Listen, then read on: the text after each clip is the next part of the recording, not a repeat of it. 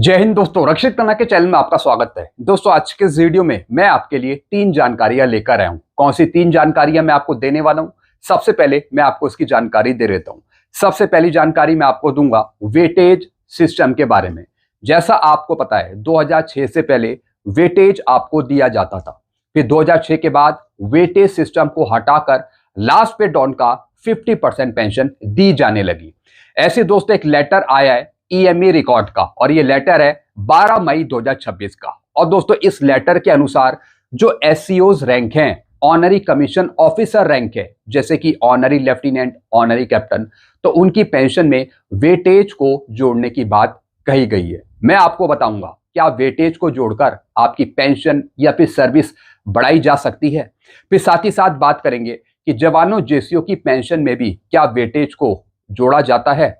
क्या वेटेज जोड़ने से आपकी पेंशन सर्विस बढ़ सकती है, इसकी पूरी जानकारी दूंगा आगे। कुछ लेटर डॉक्यूमेंट आगे दिखाकर बात समझाऊंगा वेटेज के बारे में। फिर दोस्तों एक और मैं आपको जानकारी दूंगा, जैसे कि दोस्तों आप थंबनेल में देख रहे हैं, आखिरकार खुशखबरी आ ही गई, पे कमीशन की घोषणा हो गई। कैबिनेट ने लिया फैसला, 8वें वेतन आयोग से पहले मिला पे कमीशन, कैबिनेट अप्रूवल। जी हां दोस्तों, बात करेंगे कि स्टेट में पे कमीशन को लागू कर दिया गया है। अब पेंशनर्स को, कर्मचारियों को बढ़ी हुई पेंशन का लाभ मिलेगा। मैं कौन से पेंशनर्स कर्मचारियों की बात कर रहा हूं, कहां पर नया पे कमीशन लागू हुआ है, सारी जानकारी दूंगा एक छोटा सा मैसेज दिखाकर। फिर दोस्तों एक और मैं आपको जानकारी दूंगा, और यह जानकारी है सूबेदार की पेंशन के बारे में। जी हां दोस्तों, सूबेदार को मिलेगी पेंशन टेरिटोरियल आर्मी के सूबेदार के बराबर। जी हाँ दोस्तों, इसकी भी एक छोटी सी जानकारी दूंगा। कुछ दिन पहले मैंने एक वीडियो बनाया था जिसमें मैंने आपको एक एएफटी का जजमेंट दिखाया था, जिसमें मैंने आपको बताया था कि जो सूबेदार हैं, आर्मी के रेगुलर सूबेदार हैं, जिनकी 28 साल सर्विस है, तो उनको बराबर पेंशन मिलेगी टेरिटोरियल आर्मी के सूबेदार के बराबर। तो दोस्तों इस पर कुछ और जानकारियां दूंगा कि किस तरीके से आप इसका बेनिफिट ले सकते हैं, कितना आपका एरियर बनेगा 1 जुलाई 2014 से लेके पूरा अब तक का। तो इस पर भी आगे बात करेंगे। कुछ पेंशन में आपको समझाऊंगा, कुछ एरियर के बारे में मैं आपको समझाऊंगा। तो दोस्तों बस यही 3 जानकारियां हैं जिन पर मैं बात करने वाला हूं, तो इसलिए इस वीडियो को आप शुरू से लेकर आखिरी तक देखेगा।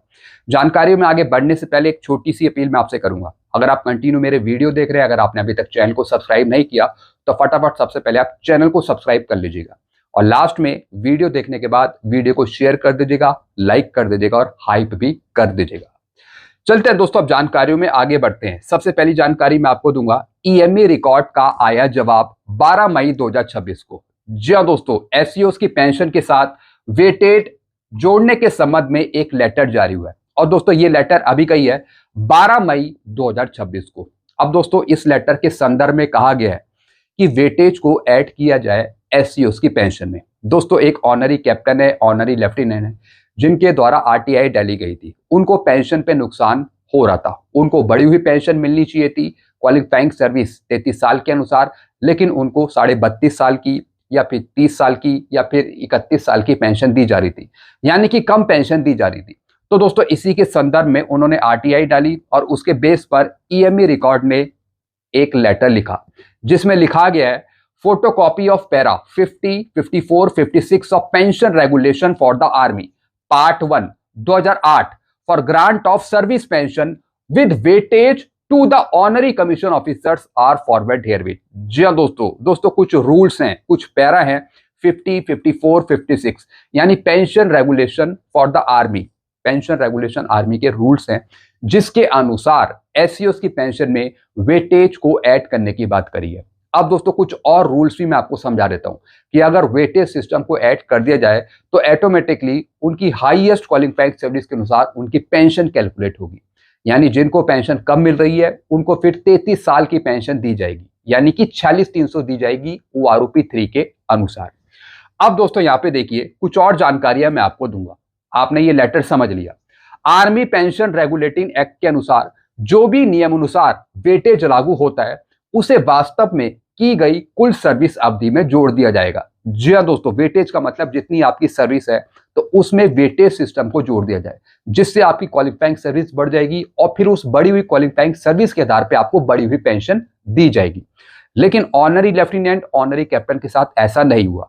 यानी जितनी उनकी सर्विस है उनको उसी सर्विस की पेंशन दी जा रही है, यानी उसमें वेटेज ऐड नहीं है। अब दोस्तों यहां पे देखिए, ऑनरी लेफ्टिनेंट, ऑनरी कैप्टन 32 साल जिनकी सर्विस है, वेटेज जोड़कर 33 साल की पेंशन दी जाए। जी हाँ दोस्तों, जिनकी 32 साल सर्विस है ऑनरी लेफ्टिनेंट, ऑनरी कैप्टन की, तो उनको 32 साल की पेंशन ना देके हाईएस्ट क्वालिफाइंग सर्विस 33 साल की पेंशन दी जाए। तो दोस्तों इससे उनको फायदा हो जाएगा, यानी क्वालिफाइंग सर्विस में पेंशन में वेटेज को जोड़ा जाए। अब दोस्तों जैसे कि 42,625 पेंशन ले रहे हैं, 42,625 पेंशन है ऑनरी लेफ्टिनेंट या फिर ऑनरी कैप्टन की। अब दोस्तों ये अभी की पेंशन है 42,625, और दोस्तों अगर इसमें वेटेज सिस्टम को जोड़ दिया जाए तो इनकी सर्विस के हिसाब से 33 साल की पेंशन हो जाएगी 46,300। फिर दोस्तों जो honorary lieutenant, honorary captain 41,200 pension ले रहे हैं, 42,050 पेंशन ले रहे हैं, 42,500 ले रहे हैं, 42,625 ले रहे हैं, तो दोस्तों इसकी जगह फिर वो 46,300 पेंशन लेंगे, यानी वेटेज को जोड़कर उनकी पेंशन बढ़ाई जा सकती है। और दोस्तों यही लेटर कहता है, जो ये लेटर दिया है रिकॉर्ड ने, यही इसमें लिखा हुआ है कि जो पेंशन है, जो रूल्स है आर्मी के, उसके अनुसार यहाँ पे वेटेज सिस्टम को ऐड करा जाए पेंशन में या फिर क्वालिफाइंग सर्विस। तो दोस्तों लेकिन इस लेटर का कोई भी पालन नहीं कर रहा, इसके अनुसार वेटेज नहीं जोड़ा जा रहा, जिससे ऑनरी कमीशन ऑफिसर्स को नुकसान हो रहा है। तो दोस्तों इस लेटर के मुताबिक जो एससीओज रैंक है, तो उनकी पेंशन में क्वालिफाइंग सर्विस में वेटेज को जोड़ा जाए। इस लेटर का मतलब यही है, grant of service pension with weightage to the honorary commission officers are forward herewith. इसके साथ कुछ रूल्स रेगुलेशन है जो मैंने आपको यहाँ पे समझाए हैं। फिर क्या लिखा है, छठे वेतन आयोग से पहले पूरी पेंशन पाने के लिए 33 साल की सर्विस, क्वालिफाइंग सर्विस होना अनिवार्य था। चूंकि जवान जल्दी रिटायर हो जाते थे और अपनी 33 साल की सेवा पूरी नहीं कर पाते थे, इसलिए सरकार उनकी पेंशन की राशि बढ़ाने के लिए उनके वास्तविक सेवा वर्षों में अतिरिक्त वेटेज जोड़ती थी। जी हाँ दोस्तों 33 साल की सर्विस पूरी नहीं हो पाती थी कई जवानों की, क्योंकि वहां तक वो पहुंच ही नहीं पाते थे। तो दोस्तों सर्विस पेंशन बनाने के लिए या फिर ग्रेजुएटी के लिए वहां पे कुछ वेटेज को ऐड किया जाता था, ताकि वहां तक उनको ग्रेजुएटी या फिर पेंशन दी जा सके। यानी दोस्तों 2006 से पहले 33 साल सर्विस, क्वालिफाइंग सर्विस की आपकी पेंशन कैलकुलेट करी जाती थी, लेकिन दोस्तों उसके बाद इस सिस्टम को हटा दिया। अब दोस्तों यहाँ पे देखिए, सिपाही को दिया जाता था वेटेज 10 वर्ष का, 10 साल का वेटेज उनको दिया जाता था।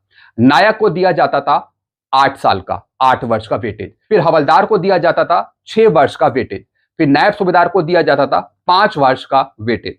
फिर सूबेदार को दिया जाता था 5 वर्ष का वेटेज। फिर सूबेदार मेजर को 5 वर्ष का वेटेज। तो दोस्तों इसके अनुसार इनकी पेंशन कैलकुलेट करी जाती थी, यानी पेंशन क्वालिफाइंग सर्विस में वेटेज को ऐड किया जाता था 2006 से पहले। लेकिन 2006 के बाद इन सारी चीजों को हटा दिया गया। ये वेटेज जोड़ने के बाद भी कुल क्वालिफाइंग सर्विस अधिकतम 30 वर्ष से अधिक नहीं मानी जाती थी।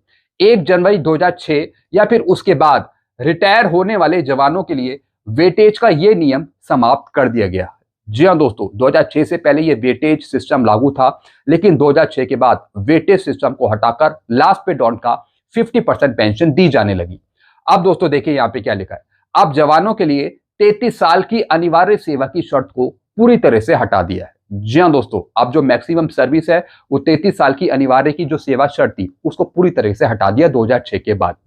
अब सिपाही, नायक, हवलदार रैंक के जवान केवल अपनी 15 साल की न्यूनतम रंग रूट सेवा, मिनिमम क्वालिफाइंग सर्विस पूरी करके पूरी 100% सर्विस पेंशन के हकदार होते हैं। जी हाँ दोस्तों, अब 33 साल वाला जो रूल है उसे हटा के अब आपकी मिनिमम क्वालिफाइंग सर्विस 15 साल होनी चाहिए। अगर आप 15 साल क्वालिफाइंग सर्विस पूरी कर लेते हैं तो वैसे ही आप पेंशन लेने के हकदार हो जाते हैं।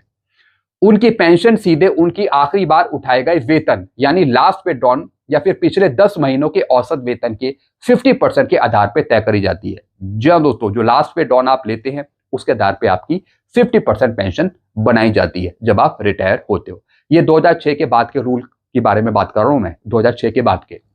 यदि कोई जवान 1 जनवरी 2006 से पहले रिटायर हुआ है तो उसकी पेंशन गणना के पुराने फॉर्मूले में रैंक के अनुसार 6 से 10 साल वेटेज का लाभ शामिल था। जी हाँ दोस्तों, अगर आप 2006 से पहले रिटायर हुए तो दोस्तों आपकी पेंशन गणना के लिए पेंशन कैलकुलेशन में पुराने फॉर्मूले के अनुसार वेटेज को लागू किया था आपकी पेंशन में, 6 से 10 साल का वेटेज। जैसे कि दोस्तों मैंने आपको ऊपर बताया, सिपाही का 10 साल का, नायक का 8 साल का, हवलदार का 6 साल का। वेटेज आपको दिया जाता था अगर 2006 से पहले आप रिटायर हुए। फिर दोस्तों क्या लिखा है, यदि कोई जवान 1 जनवरी 2006 के बाद रिटायर हुआ है तो उसे अलग से कोई वेटेज नहीं मिलता था, क्योंकि अब सरकार बिना किसी कटौती के उनके आखिरी वेतन का सीधा 50% पेंशन के रूप में देती है, चाहे उन्होंने 33 साल नौकरी ना भी करी हो। जी हाँ दोस्तों, अगर 33 साल आपकी नौकरी नहीं भी है तब भी आपको लास्ट में डॉन का 50% पेंशन मिलेगी। जैसे कि दोस्तों आपको एरियर भी दिया गया था 1/1/2006 से 30 जून 2014 तक का। जैसे कि दोस्तों आपको पता है एक सर्कुलर भी निकला था 568, तो दोस्तों उसी गैप को यहाँ पे कम करा गया और आपकी पेंशन बढ़ाई गई, जिसका एरियर आपको दिया गया 1/1/2006 से 30 जून 2014 तक का। ये हर एक रैंक को इसका फायदा मिला था। तो दोस्तों सब चीज यही है। तो दोस्तों एसईओस की पेंशन में वेटेज को ऐड करके उनकी मैक्सिमम सर्विस के आधार पे पेंशन दी जाए। अगर वेटेज सिस्टम को लागू किया जाए तो दोस्तों आपकी पेंशन और बढ़ जाएगी, लेकिन सरकार ने यहाँ पे 2006 के बाद वेटेज प्रणाली को हटा दिया, वेटेज सिस्टम को हटा दिया। तो दोस्तों ये कुछ जानकारियां थी वेटेज सिस्टम के बारे में। कुछ और पूछना तो आप नीचे कमेंट कर सकते हैं। चलते हैं दोस्तों अगली जानकारी की तरफ। अगली जानकारी मैं आपको दूंगा, हो गया लागू नया पे कमीशन। जी हाँ दोस्तों, बीजेपी सरकार कहती है कि हमारी सरकार को लागू करो तो हम फिर पेंशनर्स कर्मचारियों को बहुत कुछ दे देंगे। ऐसे दोस्तों एक मैसेज शेयर हुआ है ऑल इंडिया रेडियो न्यूज का। The cabinet of the government of West Bengal has given in principle approval to the formation of 7th pay commission for the employ of the government of West Bengal, various government board, corporation and other state aided bodies school. जी हाँ दोस्तों, waste Bengal में जो BJP सरकार जीती, तो दोस्तों BJP सरकार ने उनकी जो कैबिनेट है उन्होंने फैसला दे दिया कि वहां के कर्मचारियों को, पेंशनर्स को 7 CPC का फायदा मिलेगा, 7वें वेतन आयोग का फायदा मिलेगा। जी हाँ दोस्तों, और दोस्तों ये घोषणा जो राज्य के पेंशनर्स से कर्मचारी है उनके लिए करी गई है बीजेपी सरकार के द्वारा। तो दोस्तों जिस तरीके से अगर आप बीजेपी सरकार को जिताएं तो दोस्तों उसका पूरा फायदा बीजेपी सरकार देती है। ऐसा मैं नहीं कहता हूं, ऐसा बीजेपी सरकार कहती है कि हमारी सरकार को लागू कर दो तो फिर हम सब कुछ दे देंगे। जैसा आपको पता है पश्चिम बंगाल में DADR का एरियर भी रोक रखा है। हालांकि सुप्रीम कोर्ट ने फैसला दे दिया था, उसके बेस पर कह दिया कि एरियर दे दिया जाए रुका हुआ। तो दोस्तों जो बीजेपी सरकार है वो फटाफट जितना भी पैसा है रुका हुआ वो सारा पे करवा देगी। तो दोस्तों ऐसे यहाँ पे फैसला लिया गया कि 7th पे कमीशन का फायदा मिलेगा वेस्ट बंगाल के एम्प्लॉय को या फिर पेंशनर्स को। In a significant decision to cabinet today also given in principle approval to stop various direct benefit transfer from 1st June under the Information and Culture Affairs Department and Minority and Madrasa Department for the State Government। जी हाँ दोस्तों, जल्द से जल्द 7th pay commission का फायदा मिलने लगेगा बंगाल के पेंशनर्स को या फिर कर्मचारियों को। तो दोस्तों इस तरीके से बीजेपी सरकार ने घोषणा करी थी बहुत पहले, चुनाव से पहले। तो दोस्तों अब बीजेपी सरकार वहां पे लागू हो गई है, बीजेपी सरकार बन गई है। तो दोस्तों वहां की जो कैबिनेट ने वो डिसीजन लिया है कि 7 CPC का फायदा यहाँ पे दिया जाएगा पेंशनर्स को, कर्मचारियों को। क्योंकि दोस्तों ऐसे बहुत से राज्य हैं जहाँ पे पुराना पे कमीशन ही चल रहा है, जैसे कि 6ठा वेतन आयोग। तो दोस्तों वहां की सरकार भी धीरे धीरे नया वेतन आयोग लागू कर रही है, जैसे कि दोस्तों वेस्ट बंगाल की सरकार यहाँ पे कर रही है, नई सरकार है बीजेपी की। तो दोस्तों एक ये जानकारी थी कि अगर आप बीजेपी सरकार को लाते हो तो सारी चीज आपको मिल जाएंगी। मैं बीजेपी सरकार की तारीफ नहीं कर रहा हूं, ऐसा खुद बीजेपी सरकार कहती है कि हमारी सरकार को लागू करो तो फिर हम सब कुछ दे देंगे, DADR का एरियर दे देंगे, हम नया पे कमीशन लागू कर देंगे। जिस तरीके से दोस्तों आपने यहाँ पे देखा कि कैबिनेट की अप्रूवल हुई और उसमें ये घोषणा हुई। आपका इसका क्या विचार है आप नीचे कमेंट करके जरूर बताएगा। चलते हैं दोस्तों लास्ट इंफॉर्मेशन की तरफ। अब दोस्तों जानकारी मैं आपको देना हूं, 28 साल के सूबेदार को मिलेगी टेरिटोरियल आर्मी के सूबेदार के बराबर पेंशन। जी हाँ दोस्तों, कुछ दिन पहले मैंने एक वीडियो बनाया था जिसमें मैंने आपको एक जजमेंट दिखाया था AFT का, जिसमें एक सूबेदार को बढ़ी हुई पेंशन देने के बारे में लिखा कि इनको टेरिटोरियल आर्मी के सूबेदार के बराबर पेंशन दी जाए। यानी कितनी दी जाए? 12,660। अब कई सूबेदार कह रहे हैं क्या हमें कोर्ट केस करना पड़ेगा, क्या करना पड़ेगा बढ़ी हुई पेंशन लेने के लिए? दोस्तों अभी फिलहाल तो एक ही रास्ता है कि कोर्ट केस का, क्योंकि बिना कोर्ट केस करे आपको बढ़ी हुई पेंशन नहीं मिल सकती। सरकार जब लागू करेगी तब करेगी, लेकिन सरकार ने अभी तक बढ़ी हुई पेंशन लागू नहीं करी हर एक सूबेदारों के लिए। तो इसलिए अगर आप कोर्ट केस करते हैं तभी आपको इसका बेनिफिट मिल सकता है। क्या पता आगे चलकर रक्षा मंत्रालय, मिनिस्ट्री ऑफ डिफेंस सभी के लिए एक आदेश लागू कर दे, लेकिन अभी तक करा नहीं है। तो अगर आप फायदा लेना चाहते हैं, अभी लेना चाहते हैं, तो दोस्तों इसके लिए आपको कोर्ट केस करना पड़ेगा। अब दोस्तों यहाँ पे देखिए कि किस तरीके से फायदा मिल सकेगा सूबेदारों को। 28 साल के सूबेदारों को मिलेगी टेरिटोरियल आर्मी के सूबेदार के बराबर पेंशन। जैसे कि दोस्तों सूबेदार 28 साल, अभी इनकी पेंशन है 12,268, 1 जुलाई 2014 से 31/12/2015 तक।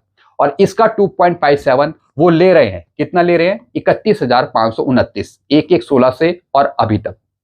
अगर दोस्तों आप कोर्ट केस करते हैं तो आपकी पेंशन हो जाएगी 12,660 और एरियर आपका बनेगा 1 जुलाई 2014 से 31/12/2015 तक का पहला एरियर, जो आपका 392 रुपए बढ़े। फिर दूसरा एरियर आपका बनेगा 1/1/16 से लेके पूरा अब तक का, यानी कि 32,537 का। तो दोस्तों एक डिफरेंस का आपको एरियर मिलेगा 12,268 और 12,660 के डिफरेंस का, और दूसरा एरियर आपका बनेगा 31,529 और 32,537 के डिफरेंस का, यानी 1,008 रुपए का। तो दोस्तों आपका टोटल एरियर बनेगा यहाँ पे 1,60,000 से 1,76,000 के बीच में। इतना एक सूबेदार का एरियर बनेगा 28 साल वाले सूबेदार। जी हाँ दोस्तों, ये सिर्फ 28 साल वाले सूबेदार की मैं बात कर रहा हूँ, 28 साल वाले, 30 साल वाले सूबेदार की बात नहीं कर रहा हूँ। तो अगर आप कोर्ट केस करते हैं तो इस तरीके का बड़ा हुआ बेनिफिट का फायदा आपको मिल जाएगा। आपकी पेंशन बढ़ जाएगी, आपकी 12,660 का 2.57 हो जाएगी, 32,537 हो जाएगी, 31,529 से बढ़कर 32,537 फिर आप लेंगे। पूरा एरियर मिलेगा आपको 1 जुलाई 2014 से लेके और पूरा अब तक का, यानी 392 रुपए जो बढ़े और फिर 1,000 रुपए, 1,008 रुपए जो बढ़े। तो पूरा आपका एरियर बनता है यहाँ पे 1,60 से 1,76 के बीच में, 1,60,000 से 1,76,000 के बीच में।